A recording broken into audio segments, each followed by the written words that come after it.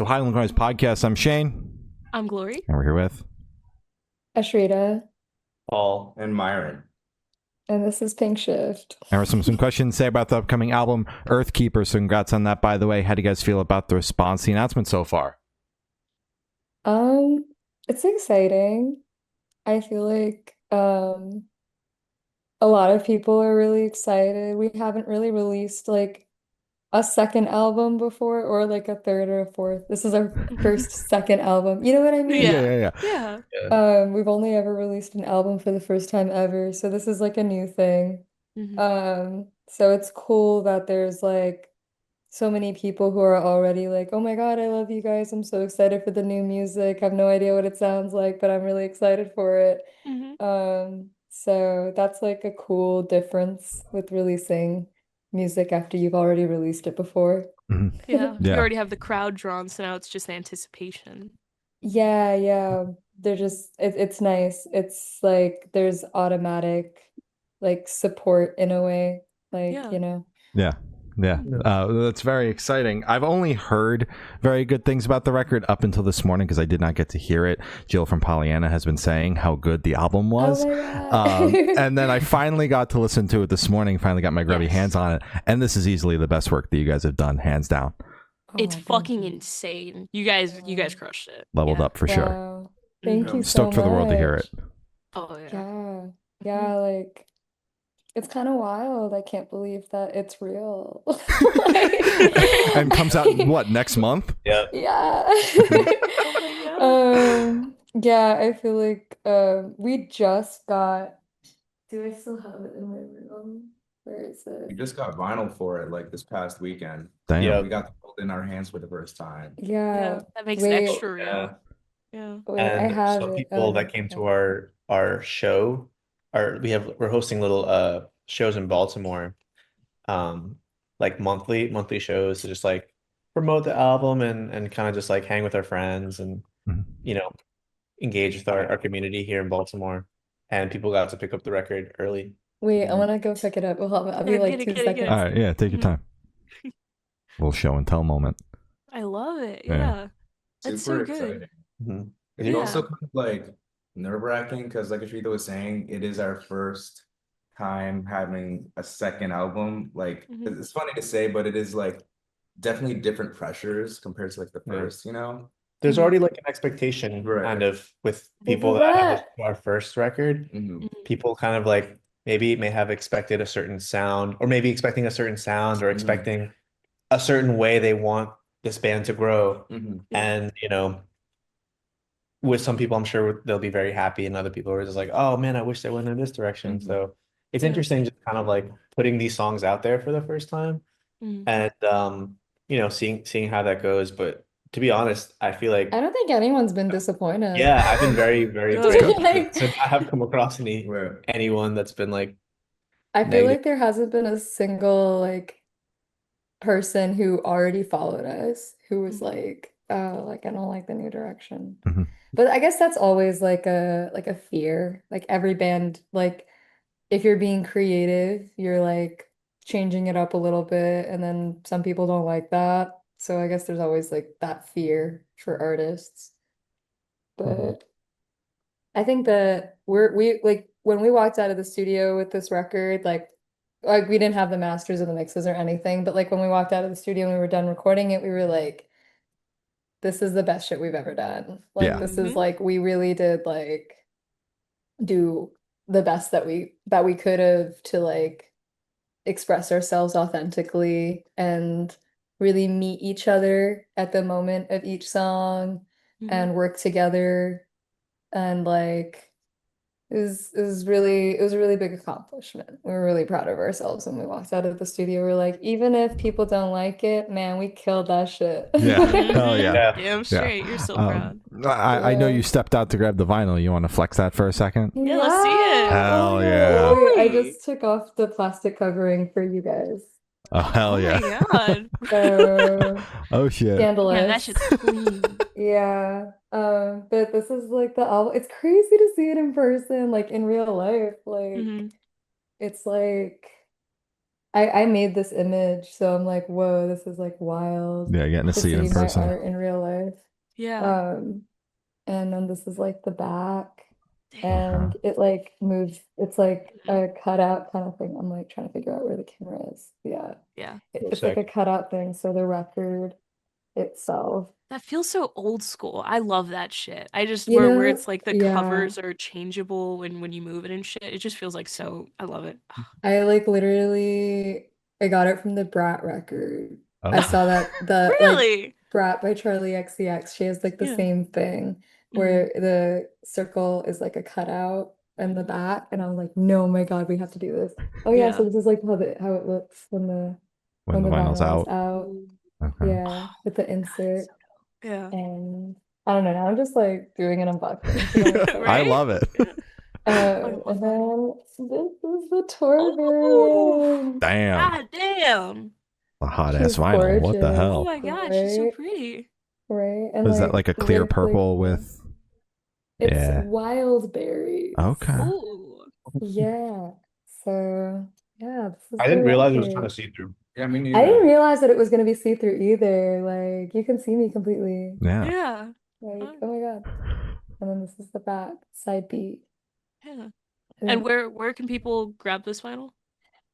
They can grab it for pre-order on the Hopeless website. Nice plug. Yes. You could just, the link is in all of our bios and stuff. It's like ffm.2/Earthkeeper. Mm-hmm. And yeah, you can grab yourselves your very own vinyl. Oh my God. And this is the insert. So it's kind of like this like 2-page thing Mm-hmm. where the back is like this continuous image. Mm-hmm. So pretty. Yeah. And then the lyrics are like back here. Mm-hmm. And Mads designed this actually. Madison Schubert did like the layout for the inside. And this is like supposed to be like the redwoods, like the forest. And this is kind of like the Earthkeeper, like at the bottom. Okay. Just like looking up at all the words. Yeah. So clean. That's so dope. I don't know if we've ever gotten a vinyl unboxing on here, so I appreciate that. Lots of people tell us where to buy the shit, but no one's walked us through the shit, you know? Exactly. I'm what are we like, buying? this is so exciting. I feel like this is probably the most like in depth we've been on the packaging. Like we always try to we always are very like cognizant of the packaging and the art and everything. And like we've definitely done like stuff like for Love Me Forever. And I think that those records look great too. But like I think this is the most like involved it has been conceptually. Like on the front over here, there's this there's this hourglass kind of thing.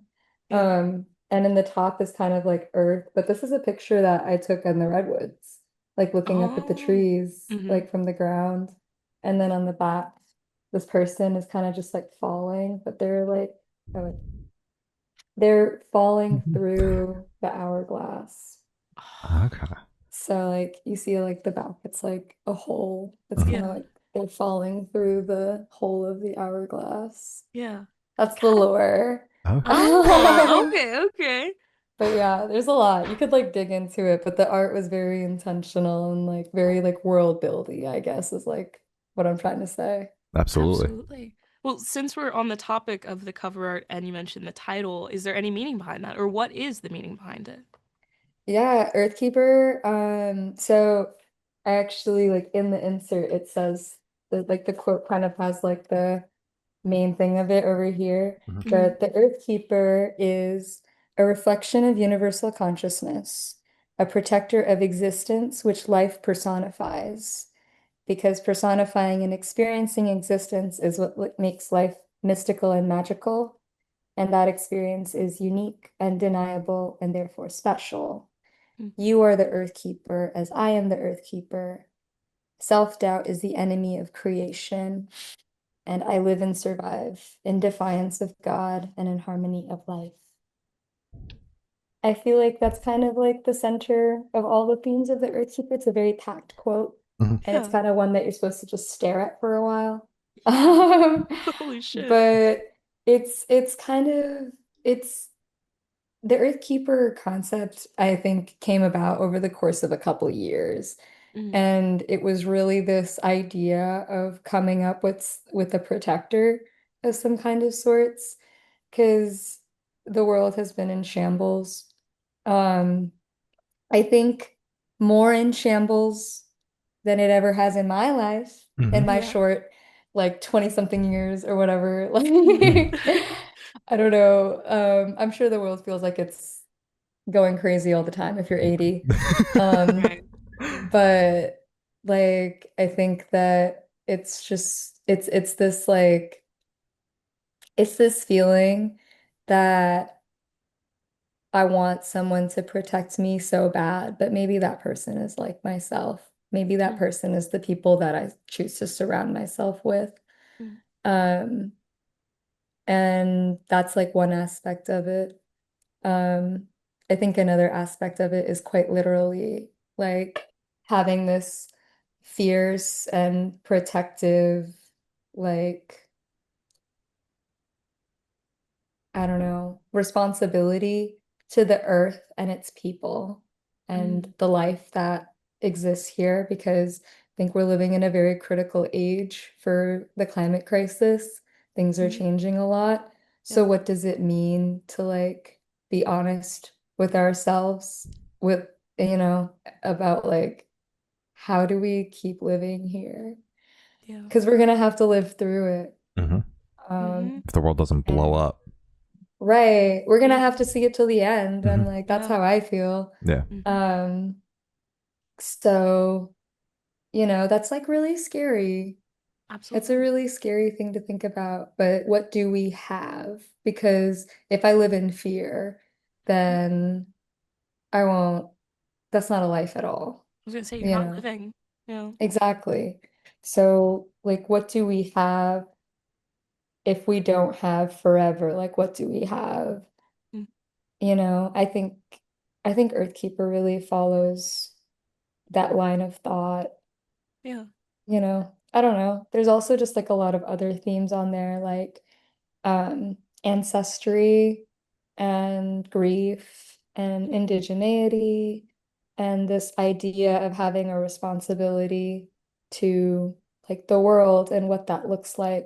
it's And Gotcha. beautiful. Yeah, Yeah. absolutely.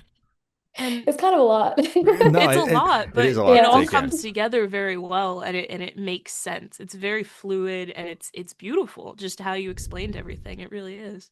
Yeah, it's like really like it feels heavy and it feels scary, but then it's like we're walking through, like I think the songs really do like walk through like what that feels like to even consider like what is my responsibility to the world?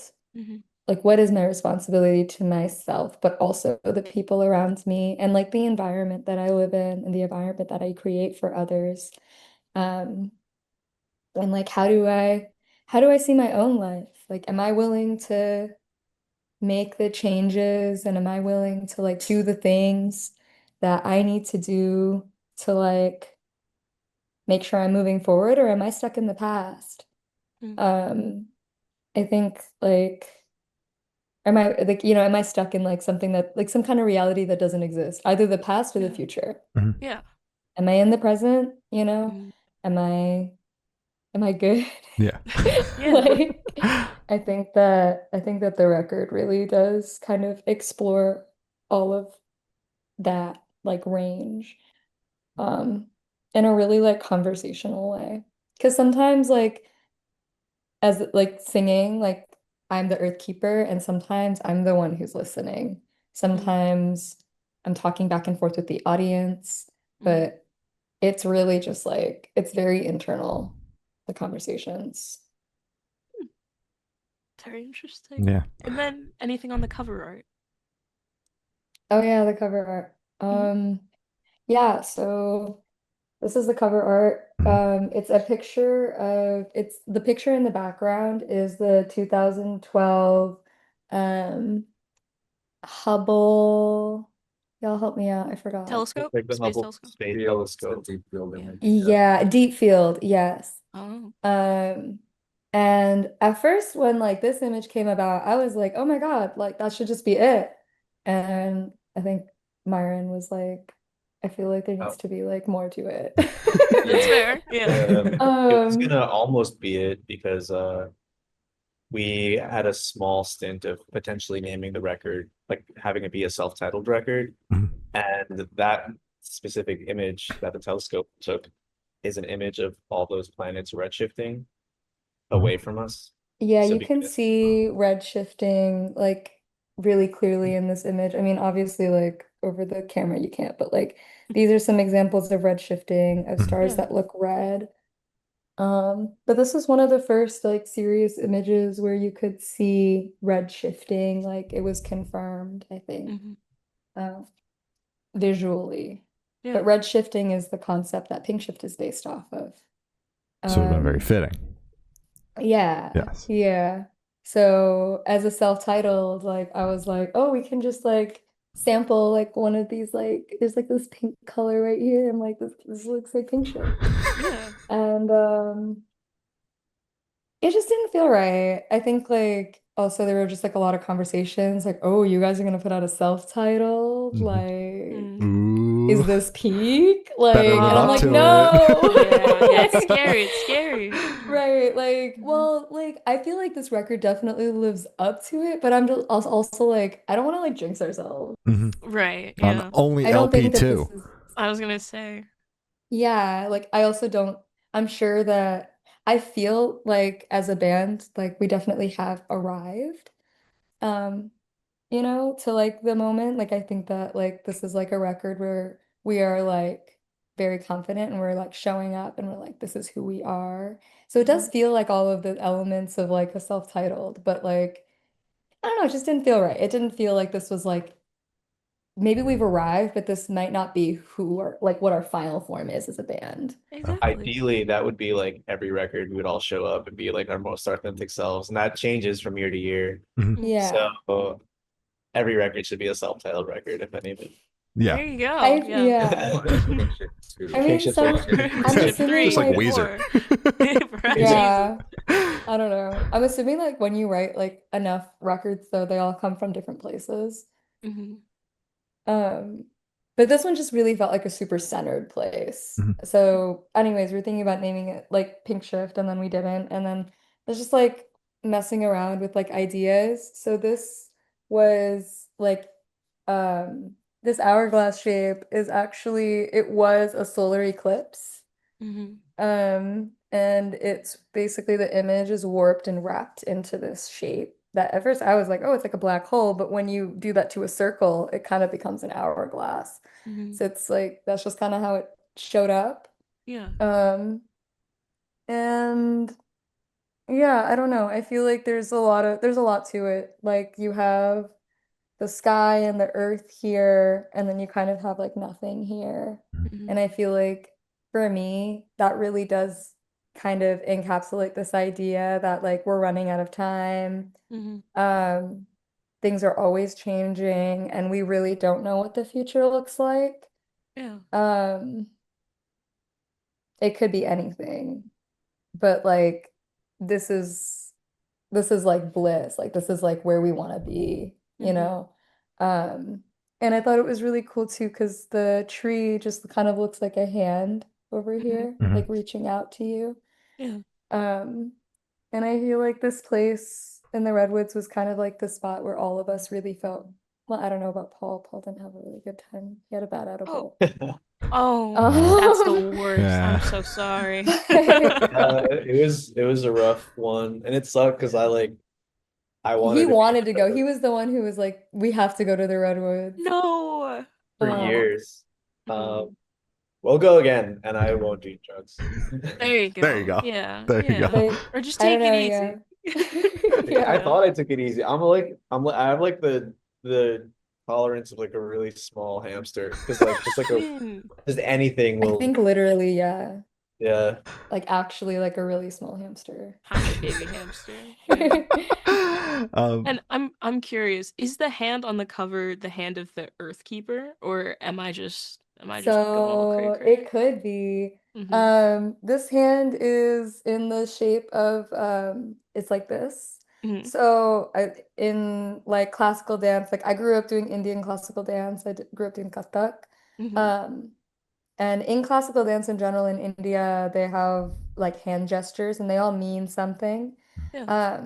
And this one is used a lot in yoga and meditation. And it's supposed to represent, like when you put your thumb and your finger together, it represents the individual's connection to universal consciousness. So this is where you intersect with your higher self. And I thought that it would be like a cool thing to like be like holding this all together. Yeah. So this passage of time, the way that things go, it is kind of out of our control. But if we can meet at that intersection, then this is like the moment where you have like that autonomy and you have that like power, like true power to, I don't know, to kind of shape and manifest your present and future. And I don't know, really just like connect with the best version of yourself, both for you and also for others. Yeah. So yeah, that's kind of like what that is. It does like, when you look at the Earthkeeper on the back and you look at the Earthkeeper in the middle over here, it does really feel like, okay, like, is this, like, who is this? Is Yeah. this the Earthkeeper? Is this me? Is this you? Is this like, is this a spirit? Is this somebody who like passed away? Is this somebody who's guiding me? Somebody that I miss? Is it some big part of me that I don't necessarily see yet? I feel like that's kind of like where the Earthkeeper lies in the center of all of this. So yeah, I'm really proud of it. I think it turned out really cool. It's crazy because like after like making this image, like I just went online and I looked up Hourglass Nebula, like Hourglass, like NASA, and there's an Hourglass Nebula, like that literally kind of looks like this in space that exists. And there's an eye right here in the middle of that Hourglass Nebula. Okay. Yeah. And I was like, this is so interesting because I kind of like came up with something that looks similar to something that exists, or that conceptually kind of communicates that similar idea of like consciousness being in the center of this space that's like symmetrical, Yeah, that's How so fucking dope is that? Yeah. All right. Love it. Yeah, it's like we have the power to shape our future. Absolutely. For sure. So can you guys tell us a little bit about the writing process for the album? Yeah. Yeah, the writing process was incredibly collaborative in the sense that we really took a step back from starting songs on Logic or like on a computer. A lot of ideas originated when the three of us were in person, jamming together. Maybe when someone had an idea or like a riff or something, instead of kind of jumping straight to the computer, we'd bring it to the three of us and we'd kind of work on it. Then I can't really think of Like super intentional about it. Yeah. We were just Yeah. like, I think like going into the next cycle of like songs and stuff. I don't know. We just kind of like wanted to get more of like a live jam feel. Like, how does it feel like in a room? Before we write anything down, like, would we come up with something differently if we were coming up with this in like a room? So I think like, I don't think like either way is right or wrong. I think like just for this record, we were really thinking about that. Just like, how is it going to feel in a room? And how do we feel like playing it? And I think that led to a lot more like grooves, and a lot more like dancey parts. I mean, like I think we've always done like dancey parts, like Burn the Witch is super dancey. But it's something that we were like way more intentional about this time. Like just the organic feel of it. Especially because like starting writing this record, we were kind of in a spot where we wanted to break out of this like formula that we kind of, there's nothing wrong with it, but we're like writing songs kind of like formulaically. And we kind of wanted to like break out of that. And We were I getting think, frustrated with ourselves. Yeah. right, like being on the computer, like seeing everything laid out, it's really easy to copy paste parts and then have like these strict like parts that are just, you know, like verse chorus, something like that. But then when we're just like jamming, there's a lot of just like voice memos that just have a bunch of ideas and like songs that, okay, we kind of just ended up, we just kept playing at one point and then end up somewhere else. And it's not really like a defined part or anything. It is like very much a jam. But there's like a lot of songs on the record where we take ideas from jams that we were jamming together. And like in addition to like our friends Michael and Kirby who play live with us, we take ideas from those and just kind of put them into context of like other ideas that we've had. And that's been the case for a good amount of songs on this record. So again, very much not just going on the computer and just like laying everything out immediately, which again, there's nothing wrong with that. It's just that we wanted to try to break out of the formula that we had already Yeah, we had to do something different. Yeah. We had to do something different. Yeah, because we were like also feeling like kind of disconnected going into this. We were all really like burnt out from touring, I think. Not like burnt out from touring in general, but like we were touring nonstop for like almost a year. And we were touring without like our breaks were like maybe a couple weeks long. And that went for like 2-3 years. So I think by 2024, like we weren't like sick of each other or anything. I think we just had to like see our families. Yeah. And like, take some time out of the van. Yeah. And then like, you know, we had to really come back together, I think, like for this and like be like, okay, like now we have to decide like what kind of band we want to be because we're gonna write a second record and it can't be shitty. Like it has to be a good record. So like, you know, like what do we do when we're doing it on purpose? Like for real. Because I think everything up until now has just been stuff that we came up with before there was any pressure, before there was any audience, before Pinkshift was like really like before we were touring, like Love Me Forever was written before we had really toured at all, like ever. And we played that on tour for like 3 years. So it's crazy. Like we were just like, okay, now that we've toured, like that changes things. Like that changes how you see yourself. It's also like all the touring definitely like seeped into like what we created just because we were meeting so many bands, so many amazing artists, seeing so many acts like at festivals and stuff and being like, oh snap, you can do that. Or like super inspired. Yeah. Right, exactly. Just crazy inspiring, which is like one of the biggest differences too between like Ashreetha was saying between Love Me Forever and Earthkeeper is that beforehand it was literally just us in someone's room, like one of our like the three of us, like our room, and like a bunch of ideas that have existed for like a long time, and inspired by music that we're listening to in like the late 2010s, like mostly, and like, you know, and like also what we grew up with. And touring exposed us to like so much more that initially a lot of it we just didn't connect with really, and until we're just like, oh, I think I kind of get this now, you know, because there's like a bunch of different steps that have to be taken to like really ingrain yourself in certain artists, I feel like. Even like seeing other artists do something and then just be like, oh my God, wait, we got to do that. Yeah. Like just like stealing little things. Right. I think so one of the things is like in Evil Eye, like the da da da, like what's it called? Like the harmonics on the low strings. Oh yeah. Like I had heard that on like Stone Temple Pilots, like I think Sex Type Thing was the song since I was in high school. And I was like, I don't know what that is. Like, I don't know how they're making that noise. Like, I don't know what that noise is. It's sick. It's like so sick. And then we saw Stone Temple Pilots like from side stage, like at Aftershock, like when we played that festival. And I saw the guitarist like do it. And I'm like, oh my God, it's a guitar thing. Yeah. And then Paul and Brett took it from there. Figured out how to do it. Like you guys saw that, right? Yeah. Good luck. I think we all also kind of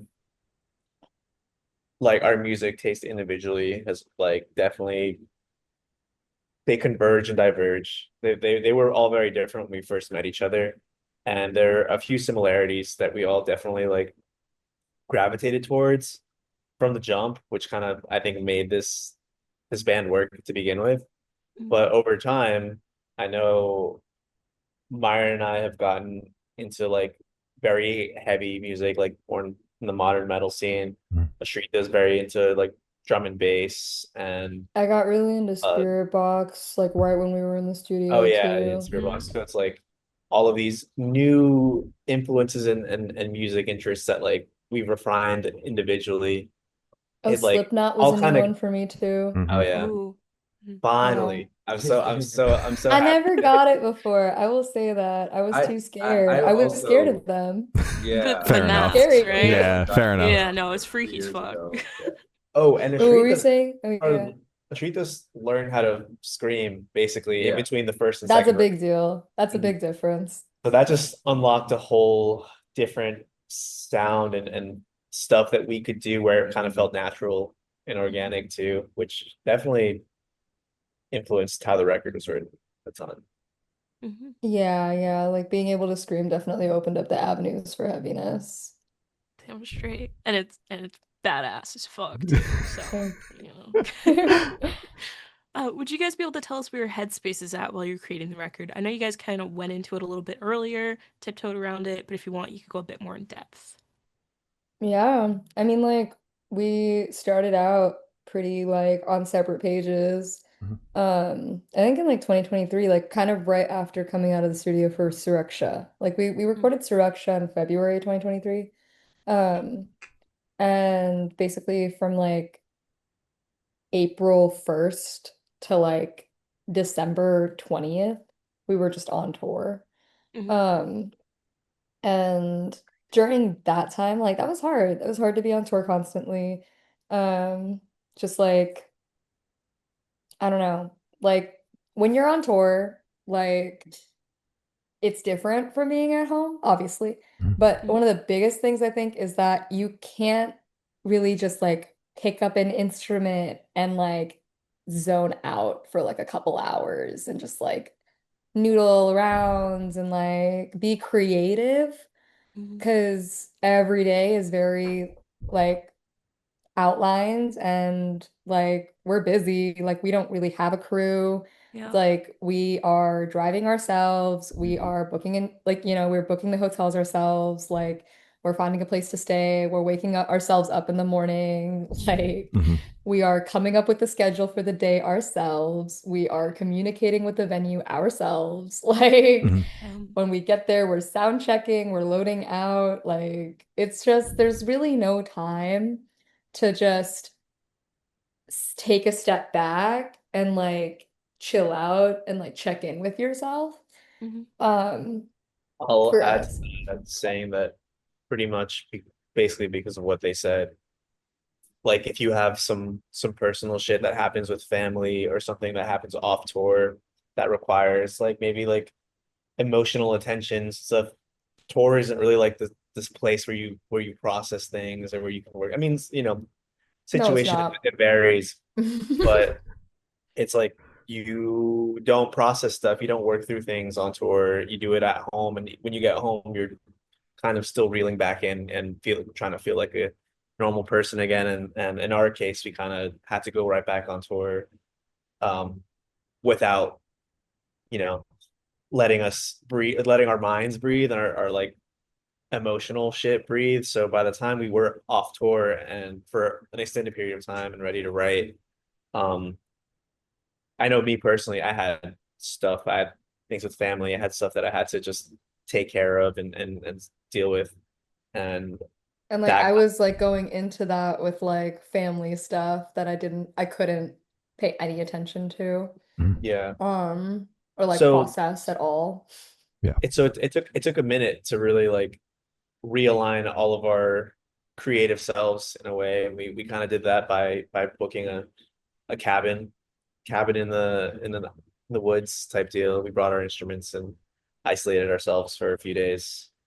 And that was like the first step in really like checking in with one another, realigning ourselves creatively, and Yeah, just like having feeling ready. conversations. Like, do y'all feel like this too? Yeah, okay, cool. Mhm. Like I think like Free Fall like was the first song that we really came together on to like finally start writing together. Um, I guess like that nobody else started, that we literally just like were like, okay, we're gonna sit in a room and figure this out, Yeah. kind of thing. Um, and that was just what we were talking about when we were in the cabin. We're just like, oh my gosh, like it feels like I'm behind on life. It feels like everybody's moving on without me. Pom Pom Squad quote. But like seriously, it just felt like there was just this thing that you're supposed to be in your mid-20s. Mhm. And we're just like, are we doing it? Like individually, like, am I like living up to like, is life Am I on going track? okay? Yeah, am I Yeah. on track right now? Like I know people who are getting married and like having kids and like I don't know, like going to school and like they have like such clear like outlined goals, and I'm just kind of like I'm just in this band until it is not successful. I don't even know if it's successful. Is it successful? Like, I don't know. Like, Yeah. Yeah. it's a kind of like a weird, I'm sure everybody feels like this about their life in some kind of way, but it's like, am I doing the right thing? Mhm. And I think once we were all able to really align on that, just like, okay, we're all really in a weird place right now, but that's okay. And we can express ourselves like creatively through it and like talk about it with each other, and that's how we'd feel better about it. Yeah. Like we were just standing out there like on like the little like porch or whatever, and we're just like, yeah, like I feel like I'm failing. Like I feel like I'm failing life. And it's like, yeah, I feel like I'm failing life too. Mhm. I'm like, okay. So if we're both failing, I feel like you're doing pretty okay. So like it's not that bad. Could be worse. Taking a step back. Yeah. Yeah. Right. So I guess that's kind of like where we came into this record. Like when we finally like all like clicked together and we're just like, okay, cool. Why are we still doing this band? Like, do we like, do we like it? Mhm. Do we want to keep doing it? Like, why? Okay, cool. Let's now that we know that, and now that we know that where we're all at, like, let's kind of start to work around each other and really figure out who we are today in like 2024, and not necessarily like hold ourselves to the standards of who we were in 2022. And I think letting go of that was a big thing for really just feeling creatively open to start this record. Um, and then in the studio, we were locked in. Like we felt really good. We were gonna record it in the summer of 2024, and we decided to not do that because we weren't ready. So we were really like, we are gonna have like plans and everything. Like, and then we were like, okay, now we're gonna record in the fall. And we're like, still doesn't feel great. Like we still like don't know about it. So we ended up recording it in pieces. Like I think we did like a week when we did huh? We did like 3 sessions. Like the first one, Yeah. and then we did another one that was like a week long, and then another one that was like 3 weeks long. It was 2 weeks, yeah. Weeks, yeah. Yeah. Yeah, so we kind of did the record in parts, and like we recorded Reflection, which is going to be coming out in a couple weeks. We recorded that song at the same time as recording One Nation, which came out like pretty much immediately. Yeah. And then yeah, we were just like recording the record in parts, and I think like going into the studio and then coming out and then being like, okay, like let's like live a little bit and then go back in and then like live a little bit, and see like, do we like it? Sit on it. Like it was kind of nice. We never done that before. Yeah. Taking time to kind of just see it from a different angle instead of kind of getting all caught up in the process. Right. Like we really were trying to not rush it. We're trying to make sure that everything felt very good at every step. Like we're not going to start writing together until we feel safe and good about it with each other, or like we're like, all in a place to do so. Which was kind of like hard, like when you're at different places, just being like, I was like getting frustrated because I was like, I'm ready, and like everybody else necessarily wasn't ready. And I was like, okay, I have to like be okay with that. So it's a big learning process, I think, for all of us about working together. And we came out really strong, I think. Well, that's great to hear. Straight. Hell yeah. Yeah. So can you guys talk about any particularly challenging or standout moments during the creation of the album, positive or negative? I mean, I think we've talked about the negatives probably. Just like it was hard to come together, but like I don't know. Yeah, I feel like when we go into the studio, we're all become pretty practiced, become pretty rehearsed. Yeah. Become, Ready like, to go. ready Lock to go. the fuck in. Yeah. Yeah, I remember like because we did it in parts. We learned like the way Brett, the producer that worked on this record, the way he operates, his flow, his workflow, his schedule, the way we're like, okay, we did 2 songs with him, spent a couple of days with him. Now we know next time to do this, to make like the most of our time. I know a big thing about us is that we are very anxious. We were like very like type A in a very specific way. Like when we were first starting this band, Rush Street, had like spreadsheets of like marketing and press stuff, and we just like kind of organize all our shit in a way where like, okay, how can we make this as easy as possible and most efficient? We are very good at optimizing the workflow. Yeah. I think with recording, there were some really good moments. I feel like when we were done with Reflection, we were like, oh my gosh, we just wrote a banger. Like that was crazy. I think I guess I'll just speak on at least with guitars and stuff, that when we worked with Will on the first record, things were like that's like a very tight record. It's a very like everything is like on the mark, and you know it's kind of like it's a record that kind of is it's a very angry and like it's like angry. So instrumentally it kind of takes on that vibe as well. But with Brett, a lot of things are kind of more like he's just like, oh, you're like let that flow, like, you know, we like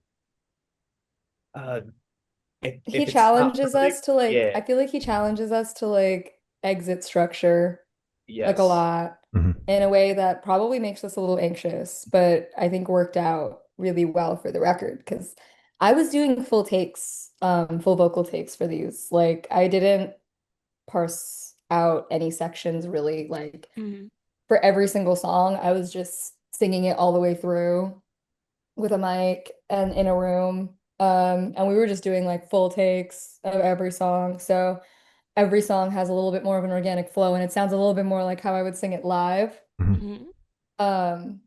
Because of that. And I think like when Paul was playing bass, like Brett was like stand up and wear sunglasses and play the whole part. Yeah. And like rock out, like move around. Times. Yeah. We'd roll the song 40 times and record each time. And by the, you know, by maybe like the 30th time, it's just like that last take, that's what it was. And while Myron would be tracking drums, I would also be playing guitar with Myron as he's tracking the final drums. So like one difference between this record and the last record is that I actually did full drum takes with an entire kit, like cymbals and shells together, which I know I feel like most people do that. But for our first record, we would do like a scratch take, then I would go in, I would record the shells, like the drums themselves first, and then I'd go back and then do cymbals separately. So there's not really any wiggle room in terms of like changing stuff in the moment. Changing stuff, you know, because like once I get the shells a certain way, I can only really like add certain cymbal stuff to that. Yeah. Just to like, but it still has to like make sense. At least I would like it to. It doesn't have to make sense because I did something on this new record that doesn't make sense, but it doesn't matter. But for drums on this record, it was very much like I had an idea of what I wanted to play. A lot of the fills I already had an idea for. Some of them I had to come up with stuff for. Some things like Brett would suggest that I would be like, all right, got to think of something for this or like play this a certain way. But I was doing like full takes, and it was just like take after take after take. I'm like hypercritical of myself, so I would keep doing them, and the Brett would be like, "Yo, we had it like 15 takes ago." And I feel like, because like Also, We will like, release the post-game conflict. interviews. We were doing Yeah. post-game interviews. Oh, that's so fun. That's Yeah. great. We will put those out. Please. But We have to like, find them. yeah, because like with drums, with any instrument, really, you could just like comp the performances, and like, that's how like a lot of like records are done in general. And I really just wanted to make sure I was able to fully express myself in the way that I wanted to in my head. Um, and that's why I was just doing so many full takes. But I loved it because each time I would try something different, and we would just have it in case we liked it at the end, just combining different ideas that I was doing like differently for each time.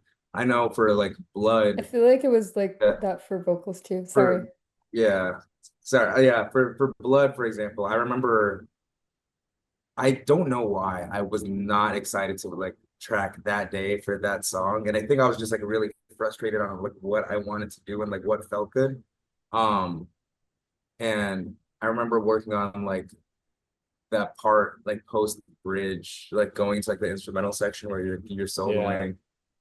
I was like doing that a bunch, and then going into like that next like outro section, and every time I'd be like, "Fuck, I fucked that up," and then I would keep going, and because it's like you fuck up, and then you just kind of shake yourself off a little bit. I was like doing that, but like playing like that outro part and adding little things because I was just like, "Fuck," and now I'm like not thinking about this part that I'm doing right now, so I'm You're actually like a show. more relaxed. Like a Exactly. I'm like show. more relaxed and like try to like overcompensate for the mistakes that I thought I made, and then play some other stuff. And then I was like, wait, I actually do like that part that I just did, but not really thought about at all. I wasn't focused on that section at all. I was just playing. And then I was like, oh snap, I actually like that. I'm gonna do that.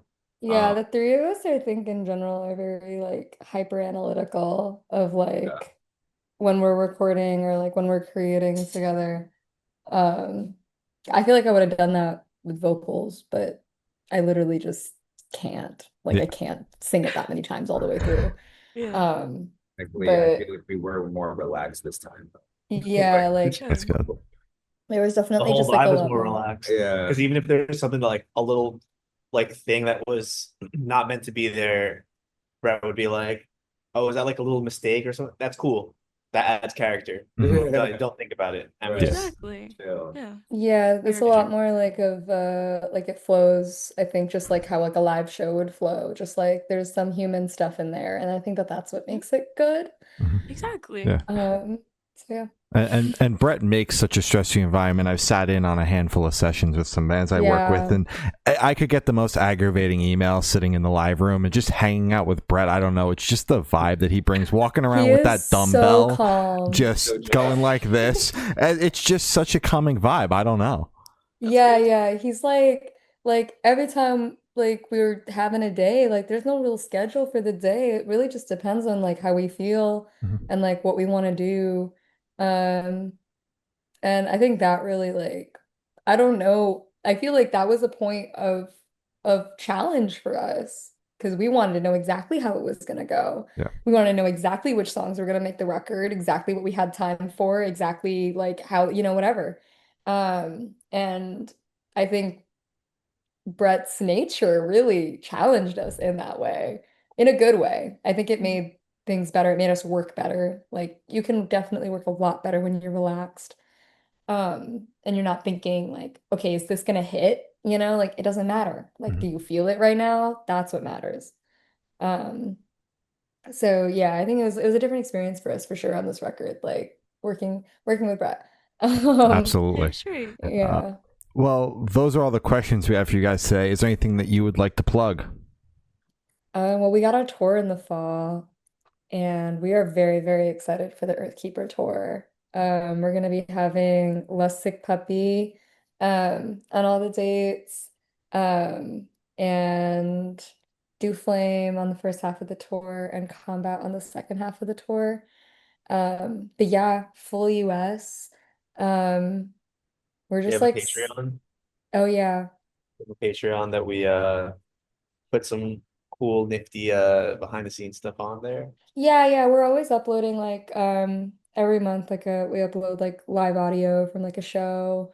or just like we do tabs and instrumentals and all that stuff. And like we talk about the songs, like we talk about one song a month, how it came about and like just everything behind it.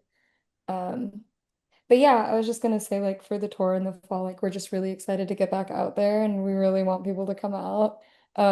Because I don't know, I think it's gonna be really special. We haven't really gotten a chance to play all these songs live yet. Like, we're still working on that. We've been doing our Earthkeeper nights, which are just kind of like Baltimore City local shows, Yeah. this summer. And we've just been kind of like testing out the vibe, really just like figuring out what we want the show to look like, and it makes it really hypes us up, I think, for the Good. fall.